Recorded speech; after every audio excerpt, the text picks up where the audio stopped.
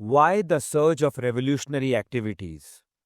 Revolutionary heroism का जो सिलसिला शुरू हुआ था वो एक्चुअली मिलिटेंट नेशनलिज्म के ग्रोथ का एक बाय प्रोडक्ट था।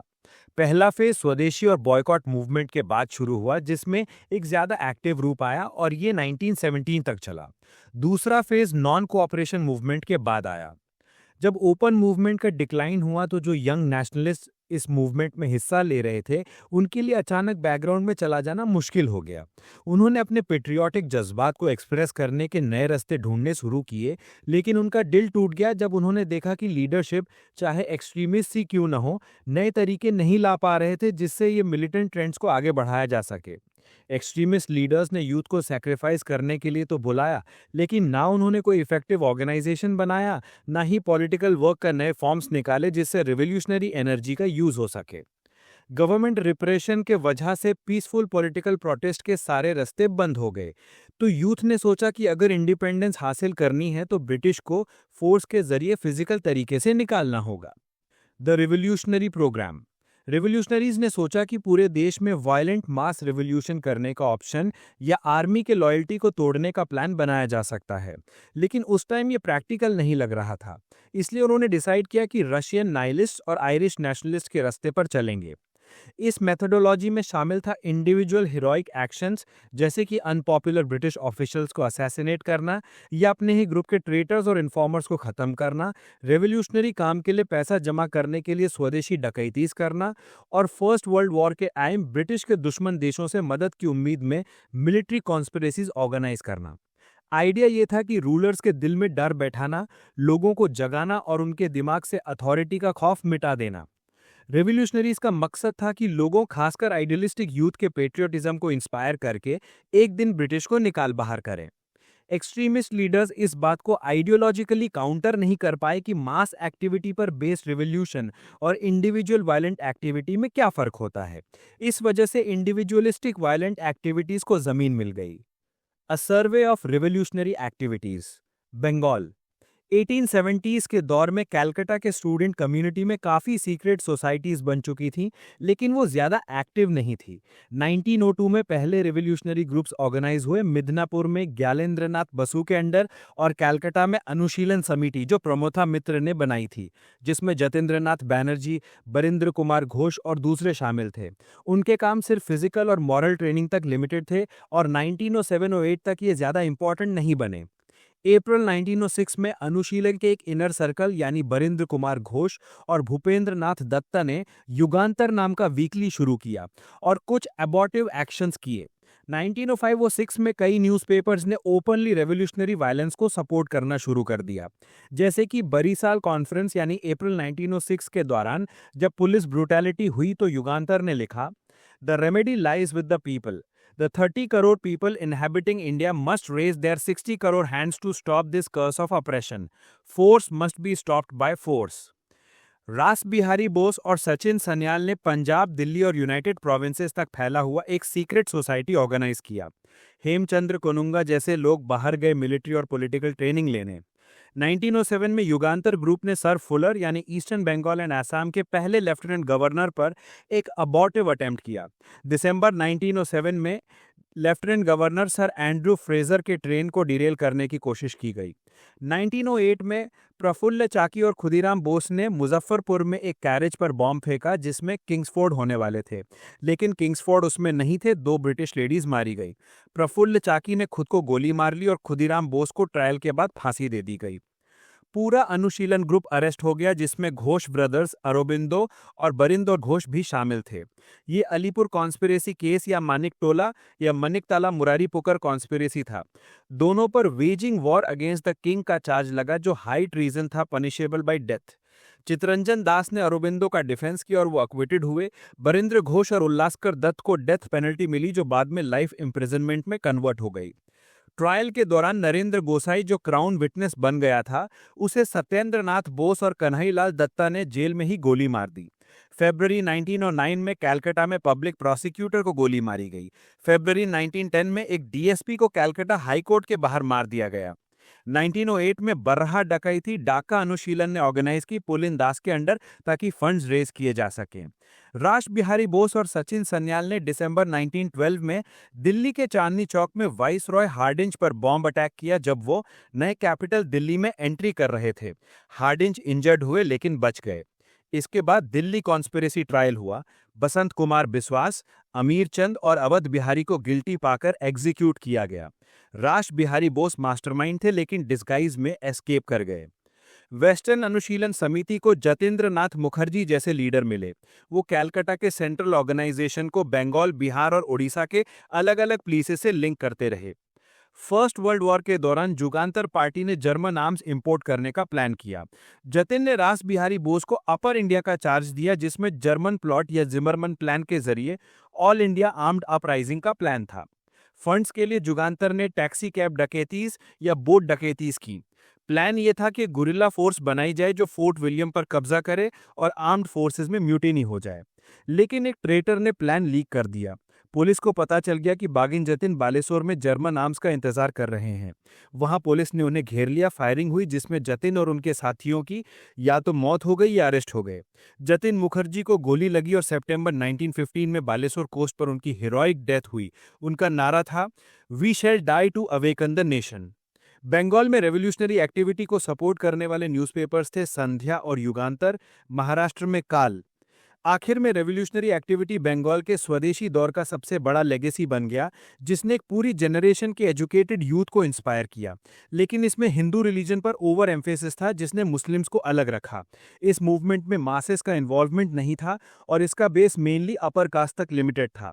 ये क्विक्सॉटिक हीरोइज्म बन गया जो स्टेट रिप्रेशन के सामने ज्यादा देर नहीं टिक सका। महाराष्ट्र में रेवोल्यूशनरी एक्टिविटीज का पहला चैप्टर शुरू होता है 1879 में जब वासुदेव बलवंत फड़के ने रामोसी पेजेंट फोर्स ऑर्गेनाइज की। उनका मकसद था ब्रिटिश को देश से निकालना और इसके लिए उन्होंने आर्म रिवोल्ट का प्लान बनाया जिसमें कम्युनिकेशन लाइंस को डिसरप्ट करके हुकूमत को हिला देना था। फंड्स रेज करने के लिए डकैतीज का प्लान भी था लेकिन ये मूवमेंट शुरू होने से पहले ही दबा दिया गया। 1890s में बाल गंगाधर तिलक ने मिलिटेंट नेशनलिज्म का जज्बा फैलाना शुरू किया। तिलक ने अपने गणपति और शिवाजी फेस्टिवल्स के जरिए लोगों में गर्व जगाया और अपने जर्नल्स केसरी ऑफ मराठा के माध्यम से वायलेंट रेजिस्टेंट का मैसेज दिया। तिलक के दो चेले चपेकर ब्रदर्स दामोदर और बालकृष्णा ने 1897 में पूना के प्ले कमिश्नर रैंड और एक लेफ्टिनेंट एआरएस्ट को गोली मार दी। इसके बाद 1899 में विनायक दामोदर सावरकर और उनके भाई ने मित्र मेला नाम का एक सीक्रेट सोसाइटी बनाया जो 1904 में अभिनव भारत में मर्ज हो गई। ये नाम जुजेपे मैज़िनी के यंग इटली से इंस्पायर्ड था। जल्द ही नासिक, पूना और बॉम्बे बॉम्ब मैन्युफैक्चर के सेंटर्स बन गए। 1909 में नासिक के कलेक्टर एएमटी जैक्सन जो एक वेल नोन इंडोलॉजिस्ट भी थे, उनको अनंत लक्ष्मण कन्हेरे ने गोली मार दी। कन्हेरे अभिनव भारत का मेंबर था। इन्वेस्टिगेशन में पता चला कि ये किलिंग एक बड़ी साजिश का हिस्सा थी, यानी आर्म्ड रेवोल्यूशन से ब्रिटिश हुकूमत को गिराने का प्लान था। 38 लोग अरेस्ट हुए, इनमें सावरकर और उनके दोनों भाई भी शामिल थे। कोर्ट में साबित हुआ कि सावरकर इस कॉन्स्पिरेसी के मास्टरमाइंड, लीडर और मूविंग स्पिरिट थे। ट्रायल के बाद उनको ट्रांसपोर्टेशन फॉर लाइफ यानी लाइफ इम्प्रिजनमेंट इन द अंडमान्स और उनकी सारी प्रॉपर्टी की फॉरफ्यूचर की सजा मिली। पंजाब में एक्सट्रीमिज्म के बीज बो दिए गए थे कई वजहों से, जैसे कि बार बार आने वाले फैमिन्स, ऊपर से लैंड रेवेन्यू और इरिगेशन टैक्स में बढ़ोतरी, जमींदारों द्वारा बेगार यानी फ्री फोर्स्ड लेबर का सिस्टम और बंगाल के इवेंट्स का प्रभाव। इस दौर के कुछ प्रमुख चेहरे थे लाला लाजपत राय जिन्होंने पंजाबी न्यूज़पेपर निकाला जिसका मोटो था self help at all cost, और अजीत सिंह भगत सिंह के चाचा जिन्होंने लाहौर में अंजुमन मुहिश बिन वतन नाम का एक एक्सट्रीमिस्ट ग्रुप बनाया जिसका जर्नल भारत माटा था। शुरू में अजीत सिंह का ग्रुप रेवेन्यू और वाटर रेट्स के नॉन पेमेंट का आंदोलन चला रहा था, खासकर चेनाब कॉलोनी और बारी दोआब के किसानों में। धीरे धीरे ये मूवमेंट एक्सट्रीमिस्ट रूट ले लिया। और भी लीडर्स थे आगा हैदर, सैयद हैदर रजा, भाई परमानंद और रेडिकल उर्दू पोएट लालचंद फलक। पंजाब का एक्सट्रीमिज्म ज्यादा देर नहीं टिक सका। मई 1907 में सरकार ने कदम उठाया, पॉलिटिकल मीटिंग्स पर बैन लगा दिया और लाजपत राय और अजीत सिंह को डिपोर्ट कर दिया। इसके बाद अजीत सिंह और उनके कुछ साथी सूफी अंबा प्रसाद, लालचंद, भाई परमानंद, लाला हरदयाल पूरे के पूरे रेवोल्यूशनरी बन गए। फर्स्ट वर्ल्ड वॉर के दौरान रास बिहारी बोस पंजाब में गदर रेवोल्यूशन के लीडिंग फिगर्स में से एक थे। 1913 के हैंड में उनकी मुलाकात बंगाल के बागिन जतिन से हुई जिसमें दोनों ने एक 1857 type all India armed uprising का प्लान डिस्कस किया। रास बिहारी बोस ने जतिन के साथ मिलकर बंगाल का प्लान पंजाब और अपर प्रोविंसेस तक एक्सटेंड करने की कोशिश की। लेकिन जब रेवोल्यूशन का प्लान फेल हो गया तो 1915 में रास बिहारी बोस डिस्गाइज में एस्केप करके जापान पहुंच गए। बाद में वही रास Bihari Bose Indian national army के फाउंडिंग में एक इंपॉर्टेंट रोल प्ले करने वाले थे। उस टाइम पे इंडियन रेवोल्यूशनरीज को एक बड़ी प्रॉब्लम थी। उन्हें शेल्टर चाहिए था, ऐसा जगह जहां वो अपना रेवोल्यूशनरी लिटरेचर छपा सकें जो ब्रिटिश के प्रेस एक्ट से सेफ हो और जहां से वो आर्म्स ला सकें। इस वजह से काफ़ी लोग देश से बाहर चले गए। लंदन में शुरुआत 1905 में श्यामजी कृष्णा वर्मा ने लंदन में इंडियन होम रूल सोसाइटी बनाई। उसका एक सेंटर था इंडिया हाउस, जो मेनली इंडियन स्टूडेंट्स के लिए था। वो एक स्कॉलरशिप स्कीम चला रहे थे जिससे इंडिया के रेडिकल यूथ वहां आ सकें। उन्होंने एक जर्नल भी शुरू किया, द इंडियन सोशोलॉजिस्ट। यहां पर सावरकर और लाला हरदयाल जैसे लोग भी जुड़ गए। इसी ग्रुप के मदन लाल धिंगरा ने 1909 में कर्जन वॉयली, जो इंडिया ऑफिस का ब्यूरोक्रेट था, उसका असैसिनेशन कर दिया। इसके बाद लंदन रेवोल्यूशनरीज के लिए बहुत रिस्की हो गया, स्पेशली जब 1910 में सावरकर को एक्स्ट्राडाइट करके नासिक कॉन्स्पिरेसी केस में लाइफ इम्प्रिजनमेंट दी गई। पेरिस और जेनेवा के नए सेंटर। लंदन अनसेफ होने के बाद रेवोल्यूशनरीज ने नए बेसिस बना लिए, पेरिस और जेनेवा। यहाँ मैडम बिकाजी कामा एक्टिव थीं, जो एक पारसी रेवोल्यूशनरी थीं और फ्रेंच सोशलिस्ट से जुड़ी हुई थी। वो वंदे मातरम नाम का पेपर निकालती थीं। अजीत सिंह भी यहाँ से ऑपरेट करते थे। 1909 के बाद जब एंग्लो जर्मन रिलेशंस खराब हुए, वीरेंद्रनाथ चट्टोपाध्याय ने बर्लिन को अपना बेस बना लिया। अब चलते हैं पैसिफिक कोस्ट की तरफ, यूएसए और कनाडा। यहाँ Punjabi migrants, mostly x soldiers और पेजेंट्स, बेटर जॉब्स के लिए आए थे। रेवोल्यूशनरी सोच यहाँ भी फैल रही थी। 1911 में लाला हरदयाल वहाँ पहुंचे और पहले से एक्टिव लोग रामदास पुरी, जीडी कुमार, तारकनाथ दास, सोहन सिंह भकना के साथ मिल गए। पहले वैंकूवर में स्वदेश सेवक होम और सियाटल में यूनाइटेड इंडिया हाउस बन चुके थे। 1913 में ऑफिशियली गदर पार्टी शुरू हुई और उसका weekly paper the Ghadar San Francisco से निकला। इनका प्रोग्राम क्लियर था, ब्रिटिश ऑफिशियल्स का असैसिनेशन, एंटी इंपीरियलिस्ट लिटरेचर का प्रचार, इंडियन ट्रूप्स में काम करना, आर्म्स प्रोक्योर करना और एक साइमल्टेनियस रिवोल्ट लॉन्च करना। लीडर्स थे लाला हरदयाल, रामचंद्र, भगवान सिंह, करतार सिंह सराभा, बरकतुल्लाह और भाई परमानंद। कोमाघाटा मारू इंसिडेंट 1914। एक शिप था कोमाघाटा मारू जो सिंगापुर से 370 पैसेंजर्स, मोस्टली सिख और पंजाबी मुस्लिम, को वैंकूवर जा रहा था। कनेडियन अथॉरिटीज ने उन्हें 2 महीने तक रोके रखा और फिर वापस भेज दिया क्योंकि ब्रिटिश इन्फ्लुएंस था। जब शिप कैलकाटा आया, पैसेंजर्स ने पंजाब बाउंड ट्रेन चढ़ने से मना कर दिया। बजबज, जो कैलकाटा के पास है, वहां पुलिस से क्लैश हुआ जिसमें 22 लोग मर गए। ये इंसिडेंट पंजाब में गुस्सा फैलाने के लिए काफ़ी था और जब वर्ल्ड वॉर 1 शुरू हुआ, गदर लीडर्स ने डिसाइड किया अब आर्म्ड अटैक लॉन्च करना है। फाइटर्स को इंडिया बुलाया गया, बंगाल रेवोल्यूशनरी से कांटेक्ट हुआ, रास बिहारी बोस और सचिन सन्याल को लीड के लिए कहा गया। पॉलिटिकल डकैतीज शुरू हुई। पंजाब में जैन-फेब 1915 के रेड्स में 3 केसेस में मनी लेंडर्स का पैसा लूट के उनके डेट रिकॉर्ड जला दिए गए। फरवरी 21, 1915 का फेल्ड प्लान। गदर पार्टी ने डिसाइड किया कि 21 फरवरी 1915 को फिरोजपुर, लाहौर और रावलपिंडी गैरिसन्स में रिवोल्ट होगा, लेकिन ट्रेचरी की वजह से प्लान फेल हो गया। ब्रिटिशर्स ने डिफेंस ऑफ इंडिया रूल्स 1915 का यूज करके तुरंत क्रैकडाउन किया। रेजिमेंट्स डिसबैंड हुई, लीडर्स अरेस्ट हुए, 45 लोगों को फांसी दी गई। रास बिहारी बोस जापान भाग गए। सचिन सन्याल को लाइफ इम्प्रिजनमेंट मिली। ब्रिटिश रिप्रेशन काफ़ी ब्रूटल था। Large scale detentions without trial, special court से सिवियर सेंटेंसेस और आर्मी कोर्ट मार्शल्स।